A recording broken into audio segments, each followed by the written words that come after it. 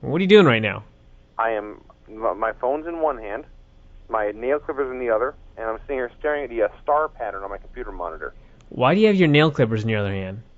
I'm just something to put, because I need something in my hand to occupy myself. I've heard that about you, actually. And I figure this is the safest choice for a phone conversation. Good God. Let's get right in the show. That's sort of... Thank God I didn't eat a lot today. That would have ruined me. It opened up with Carlito versus Ric Flair for the IC title. Woo! And they built this up as... Woo! Okay, please, Vince. Sorry. They built this up as the belt that Ric Flair had never won, which really in 2005 is the equivalent of him also never having won Tim Flower's ICW title. You know what I mean? Yeah. Really means nothing, but they had a match. It was not Ric Flair's best night, I will say that, as far as his in-ring. He looked very, very old. And he wrestled the match. Carlito did his little dealia bob, whatever he does, gets to heat. I understand while I was watching this match why Flair does not like being a babyface. He ain't the best babyface in the world. And, you know, the match was lacking, but it was sort of fun at the end. Flair made his big comeback. They did a great spot, teasing Flair went up top, and much to his own shock and amazement, he actually hit a karate chop off the top rope. Yeah, he went up to the top rope, and everybody stood up because they were waiting for him to be thrown off, and instead he punched Carlito in the face and came off with, like Vince said, a giant karate chop. And he landed, and he raised his hands to the heavens, and he gave a big woo, and everybody started jumping up and down and cheering like they'd witnessed history, which in some small way they had. I believe this may have been the first time this millennium that he actually came off the top. I know he did it a few times in WCW in the mid-'90s, but I don't think any time in the last 5 years, really. The last time I remember it happening, I think he was feuding with Terry Funk in, like, 1988 or something. No, there was one time during Nitro that I remember him coming off, and it was a big deal, but those may have been the only two times in the past, 25 years. So I believe you. But, yeah, so he was about to be accosted by Carlito and an apple. Carlito was going to spit the apple in his face, and Flair punched him in the throat, which somehow caused the apple to become lodged in his throat. I wasn't sure of exactly how that happened, but regardless, Flair then put him in the figure four, and Carlito tapped out. And the match aside, the rest of the evening was the Ric Flair show. Ric Flair immediately... First off, he cut a promo putting over the belt, and the Intercontinental title may actually mean something from this point forward because he put it over so strong. I thought he was actually going to begin having sex with the belt. He was professing his love to it and stroking it, and thankfully there were a bunch of women in the crowd, and Flair instead went after them, and he pulled 4 hoochies out of the crowd. He dragged them to the backstage area. He threw them in a limo after saying that they were going to, I guess, bear witness to an amusement park in the limo, and it was him.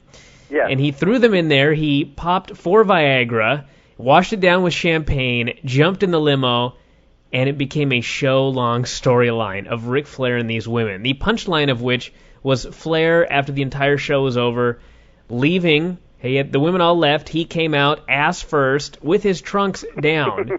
His ass was hanging out. He adjusted his trousers, pulled them up, hiked them up, took one more swig of champagne, and then did a Flair flop, and I guess passed out. He tried to woo, but he didn't have the strength anymore. He was out of woo juice. These women had ruined him. Yep, and it was beautiful. And Jim Ross made a comment about how this wasn't the first time this had happened. Yes. And that was a shoot, kids, if you want to know the definition of that word. So, yes. Yeah, Can I make a quick comment about Carlito? Yeah, go for it. It's very strange watching him work because he's been one of their stars for about a year now. Had a bunch of pay-per-view matches, a bunch of title matches, and they've pushed him pretty hard. He not only does he not have a finisher, he does not have a single trademark spot. He just goes out there and has matches all the time. He doesn't have a finish? What's his finisher? The apple spit? He has a catchphrase. I'm trying to think now. I know I've seen him do something. I've seen him roll people up. I've seen him hit people with a belt. I don't think I've ever seen him use a wrestling move and pin someone. My God, we need someone else on the line here to help us out. I guess if you're listening on the board right now, help us out. Does Carlito have a finisher in WWE? Because, to be honest, I really can't think of one. Yeah. I imagine it being some sort of slam, but I can't remember what kind it was. Maybe like his first day in, he may have hit Cena with something and pinned him, but it's weird watching him because everyone else, they got spots they're going to work towards. He doesn't. His spot is taking a high backdrop. Yeah. So. Which is a good spot to have, actually. Yeah, so he lost. He's no longer the champ. Flair is, and it's a new era leading to the big feud with Hunter. He did say he wished Hunter was there to be with him. His good friend and the best wrestler alive today, Triple H, was there to be with him, is what he wanted. Actually, you want to know what may happen? Are they going to feud? Oh, they will, but it's not going to... For the Intercontinental title? No, I think what's going to happen is it'll probably end up being WrestleMania. I think... Really? Because, they wanted them to do a match at SummerSlam. And Hunter basically, he learned a lesson from the Randy Orton and the Batista deal.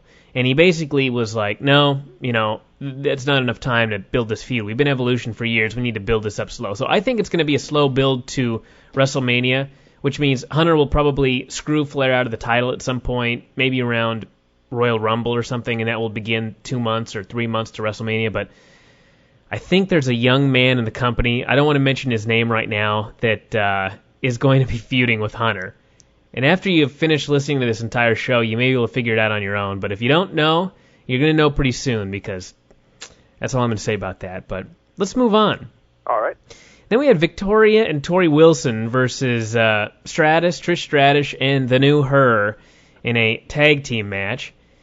And, my God, Ashley is the worst worker on the North American continent, and quite possibly in the whole entire world, and everybody knew it.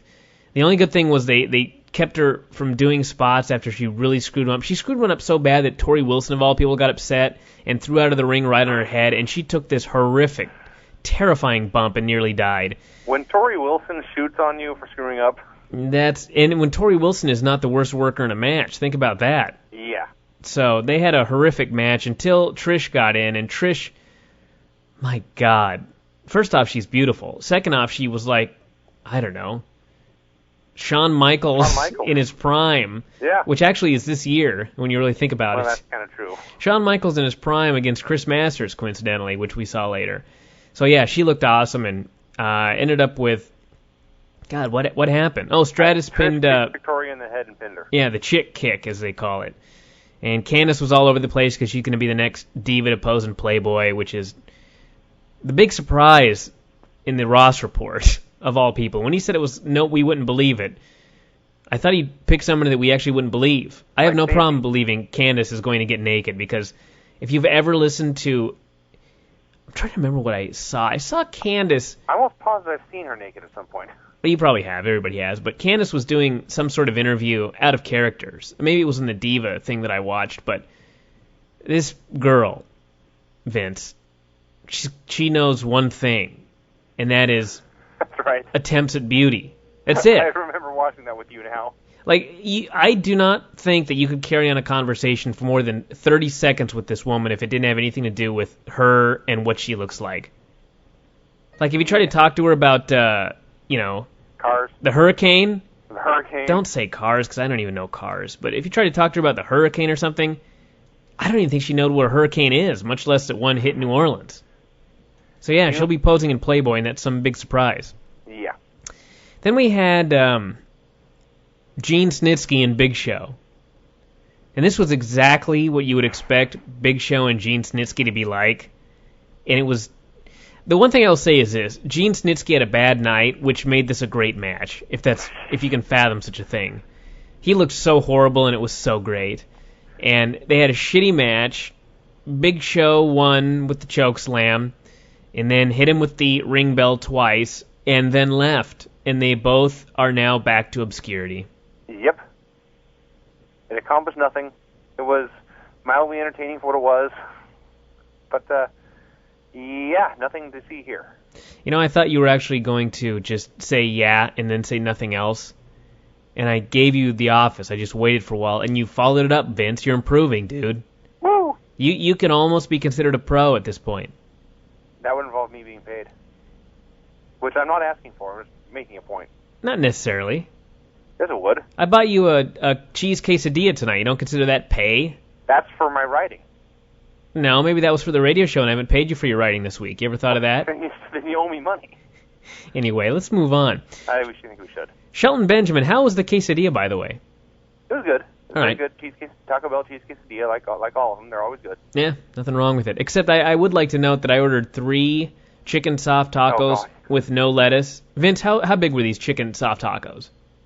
I think you could have taken. They were smaller than the oversized member that I had in my trunks when I played Starman. No, by far. Significantly smaller. All 3 of them were smaller than this member. You could have probably stuffed the fillings of those 3 tacos into one normal taco shell, and it still would have been small. Yeah. So I got raped at Taco Bell tonight. Apparently there's a chicken shortage in the Pacific Northwest. Chicken and everything else. The only thing of normal size on there was a tortilla. Everything else was these tiny little. So yeah, I'm very upset at the Puyallup Taco Bell right now. Then we had Shelton Benjamin versus Kerwin White. And during this match I had a revelation. Oh. Well, not really, but oh. I am a fan of the Kerwin White gimmick. And I really shouldn't be. You know what I mean? But Chavo Guerrero Jr., let's be honest, he was going nowhere. He had been, I said this before, I think, but he's never shown any charisma when there was not an immediate family member in the ring with him. Yeah, and it had to be Eddie, really. Or his dad. No, because his dad always totally outshone him. His dad overshadowed him, you're right. Yeah. And he was kind of cool when he was one of the MIAs, but that was really it. Chavo Guerrero by himself has never been anything. And there was no chance of him ever being anything in the near future. Right. He would have wallowed in obscurity and then been fired had they not made him Kerwin White, which is why I really had no problem with Kerwin White. I agree. And I enjoy it because it's so goofy, you know what I mean? But the downside is, him and Shelton Benjamin were having this match, and it would have been a real good match, but the fact that he is now Kerwin White just killed the heat. Nobody takes this man seriously, and they never will, as Kerwin White. And thus, it hurts as what would have otherwise been very good matches. And this was an example of that. They were working their asses off. I mean, if you would have just, if it would have been Chavo versus Shelton, this would have been a good match. But it was Kerwin. Nobody cared. They chanted boring. And it was sad, really. And he beat Benjamin up forever, went to get his golf club. Shelton just sort of grabbed him and gave him the T-bone, pinned him. That was it. And yeah, I guess back to the golf course for Kerwin White. Yeah, you make a good point. He's a mid card. He's their version of the Blue Meanie now. Yeah. Where he comes up with his comedy act, but then if you ask the comedy act to have an actual wrestling match, it's people can't take him seriously for obvious reasons. So, yeah, you're right. I'm not saying they should get rid of Kerwin White because personally I love him dearly. But he should be relegated to Heat, but there is no Heat, so I don't know what's the future for young Kerwin. They've kept stupider stuff around longer than this, so I don't think they'll be dumping Kerwin White anytime soon. Well, we shall see. It's almost like the stupider it is, the more the chances are that they'll keep it around. That's also true. Marginally stupid stuff they don't have a problem getting rid of. Yeah. So then we had Matt Hardy versus Edge in a cage match. This match ruled. Alrighty then. Get that out of the way. They beat the holy living piss out of each other. They gigged, they went into the cage, they went off the cage, they teased stuff off the cage, they actually delivered stuff such as a side effect off the top rope in the cage. It was a terrifying spectacle in many ways, and finally, Lita got involved. The best part about Lita getting involved, I think 95% of the people in wrestling have forgotten what the point of a cage match is. You put the cage up, not so that the guys bleed. The cage is supposed to be there to keep people out of the cage. Right. And they've got this giant steel cage with a locked door on it, and they've not only got a ref in the ring, but they've got a ref standing guard. And somehow this 115-pound woman got past the large referee guard into the cage through the locked door. And I thought, well, it's a good thing they had that damn cage there. In 2005, the point of the cage is to bleed and do something stupid off the top, which sadly was exactly what happened here. Matt beat the crap out of him, went up top, was about to leave, but then changed his mind, looked in. There was Edge laying there. And Matt Hardy jumped off of the top of the cage and did a leg drop onto Edge, who laid there and took it. Oh, yes. And even more amazing is what happened next. Matt Hardy walked away? Pinned him. Yes, Matt Hardy won this match. I didn't think it was going to happen, but it did. Matt Hardy won this match, pinned him, walked to the back, was victorious. Edge was left in a pool of his own blood with that devilish whore next to him, and all was happy in the world of Matt Hardy for the next 24 hours or so. Exactly. And it was interesting. It was a hell of a match. I will agree with you there. It was a great match, and I could talk about this match for hours. Well, get started. Okay, I first of all, it was effing great. It was brilliant. It felt like, probably because it really was, two guys who really wanted to beat the hell out of each other. And they didn't just throw each other into the cage right away. They teased the cage for about 10 minutes first, and then finally started throwing each other into it. And Edge just beat the hell out of Matt forever and ever and ever, giving him these stiff kicks to the head, and they teased that the ref was going to stop it again, even though it was a cage match. But Matt Hardy indeed would not die. And Lita tried to climb in at one point, and Matt kicked her down. And then she just walked in the door later anyway, so I'm not sure what the point of that was. But eventually Matt made a big comeback, and he just... It is comical when you think about it. She tried to go in over the cage and was thwarted, so she just went in the door. Yeah. Shouldn't it be the other way around? She tried to go in the door, and the guard stopped her, and so she climbed in? I'm sorry, I'm thinking too much. No, you're right. But, Matt was making a big comeback, and then the ref was teasing stopping it to stop it and award it to Matt because he was kicking Edge's ass so bad. Lita finally came in and tried to cut Matt off, and Matt cut her off and laid her out with a twist of fate, and he went up top, and that's when I realized he was going to do something stupid. And at that point, I thought what was going to happen was he would do the leg drop off the top and miss, and then get pinned. Oh, I knew he was going to hit it. No, I did not think he was going to at all. And what the hell? He jumped off, damn near killed himself, damn near killed Edge. Thank God it was the finish. And I thought this was just phenomenal. Just unreal. A great, great, great match. I think you may have loved it a little more than I did, but it was a great match. I won't take anything away from that. It was a great match. And I was watching it and I thought, this is one of those matches where these men are going to walk backstage and Edge and Matt Hardy are going to hug. Oh, yes. And when this feud is over, they're going to be friends. I don't care what anybody says. I guarantee these men are going to be friends. Yes.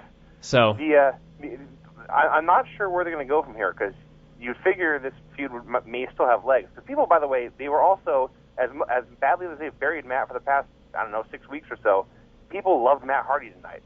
So he may have been salvaged in this one night. Well, I think Matt Hardy's a special sort of guy in that he's more bulletproof than your average guy.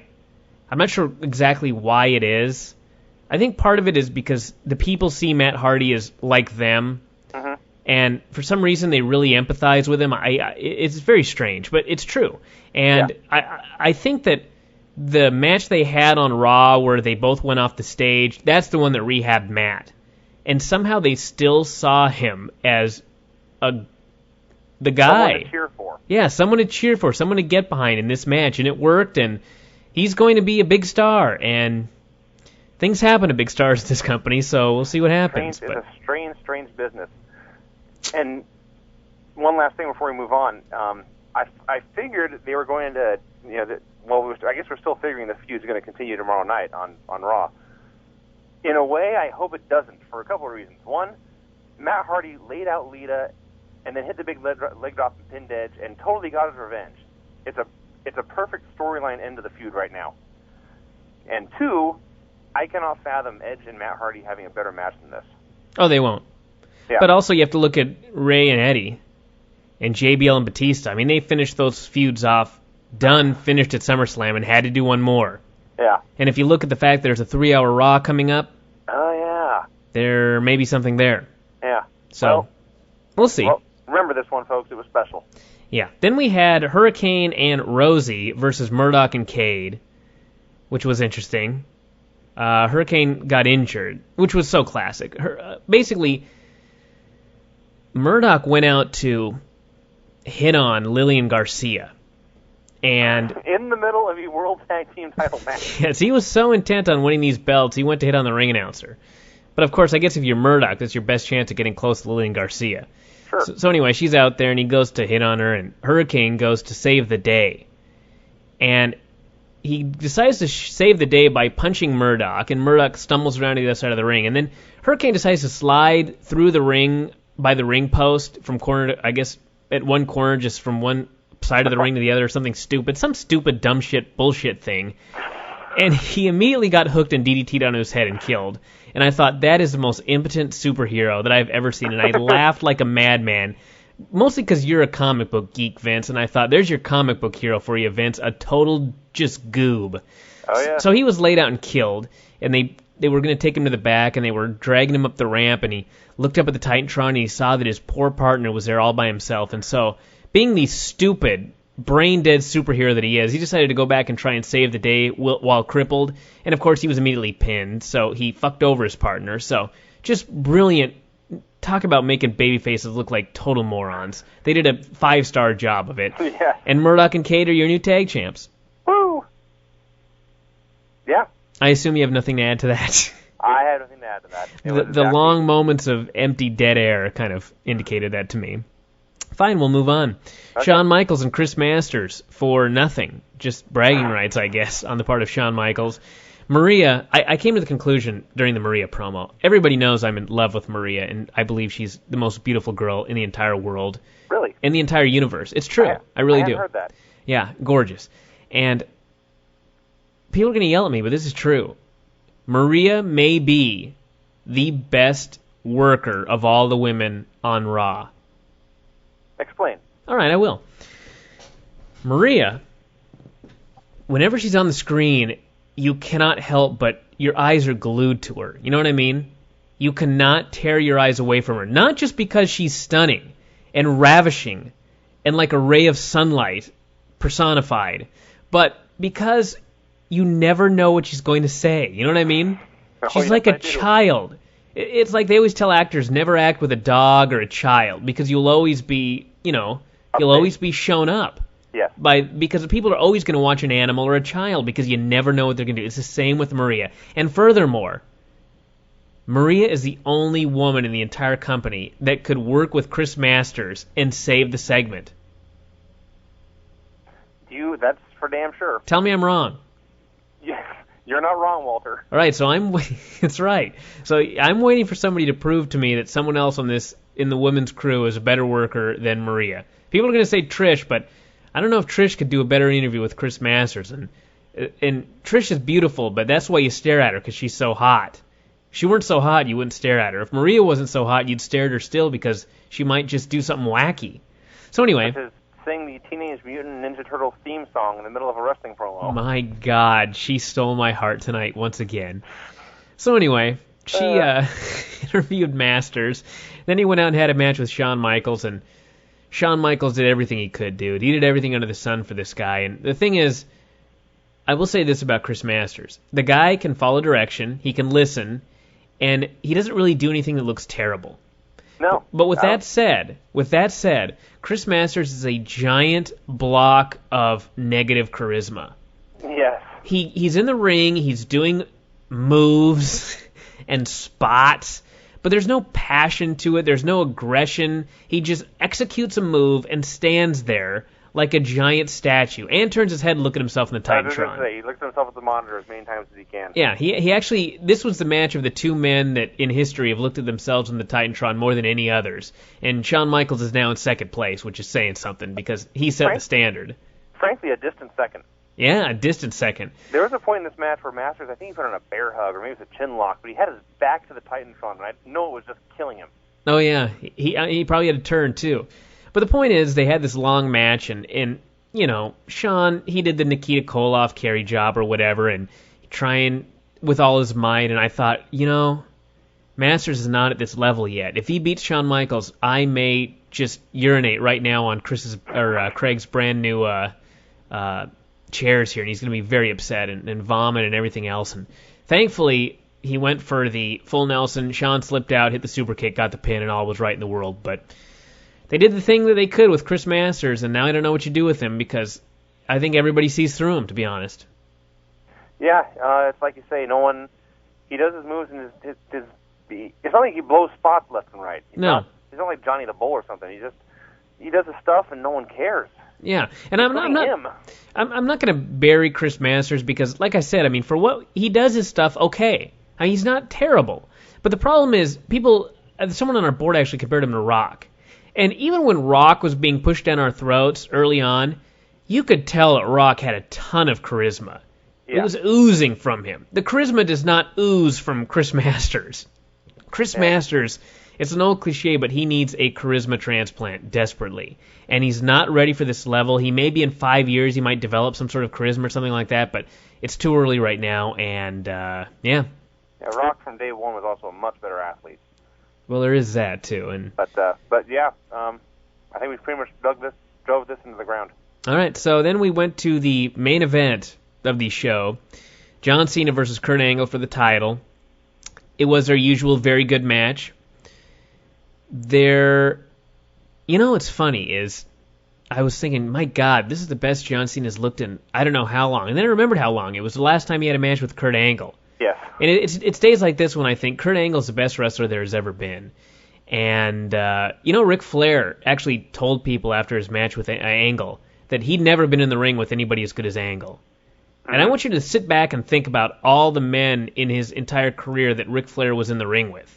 And he said he'd never been in the ring with somebody as good as Kurt Angle. And that's really saying something. And Angle just had a terrific match with John Cena, who is nowhere near a 4-star average match worker. And they had a hell of a match. And the unfortunate thing was they had a shitty finish, which was Cena hitting him with a belt for the DQ right in front of the ref, which killed the crowd like you would not believe. The thing is, Kurt Angle is super over with the dudes, and John Cena's super over with the chicks and the children. So you almost had these dueling, it wasn't really dueling chants, but, all the guys were cheering for Angle, and all the chicks and the kids were booing him, and vice versa. And this killed everybody in the crowd. This finish killed everybody. I mean, The air went out of the building. There was a groan. It was bad, bad news. And then Bischoff was out there, and he was going to, I guess, try and restart the match or strip Cena of the title or give it to Angle or something. But before he could, Cena gave him the FU and left him laying. And they ended up with a brawl with Angle and Cena that finished with Cena putting Angle through the announcer's table. So I don't know what they're going to do here. I really think Angle needs the belt. I think it would be better for Cena to be chasing him. But maybe that Angle's just so cool that he'd be the wrong guy as heel champion. I don't know what they're thinking, but they didn't put the belt on him here. I don't know what they're going to do tomorrow. I don't know if they're going to strip him of the belt. I don't know if Angle's going to beat him in a rematch tomorrow. I don't know if they'll sign the rematch for the 3-hour show and Angle will win it there. I was just going to say. I know they're doing the match at Taboo Tuesday, the rematch. I don't know who will be champion. Oh, God, are they doing that again? Oh, yeah. Yeah, it's true. They blamed the low buy rate last year on the baseball playoffs or something stupid. And when is this one scheduled? Tuesday. In October? No, November, whatever it was last year. Well, that's my point. The baseball playoffs are going on again. Yeah. We're getting off topic. We'll rant about this in the weeks to come. Well, the point is that's not why the buy rate was low. The buy rate was low because it was on a Tuesday. Yeah. Remember that? How little we wanted to see a Tuesday pay-per-view and nobody we knew wanted to see a Tuesday pay-per-view? It had nothing to do with baseball. Yeah, nothing has changed on that front, by the way. Who the fuck wants to watch a pay-per-view on a Tuesday night? Especially me, since I got to go to press on Tuesday night. Not that I really determine when pay-per-view should air, but you know what I mean? Yeah. People go to work the next day. They've been at work that day. There's traffic. I don't know. It's just a horribly stupid idea. I mean, if the show starts at, 5 o'clock p.m. or whatever on the West Coast. You got to get off work early to go home and watch pay-per-view. Who the hell's going to get off work early to go watch a shitty pay-per-view? Where you don't know any of the Okay, let's just move on. Yeah, so anyway, horrible concept. They're going to do it again, so. Yeah.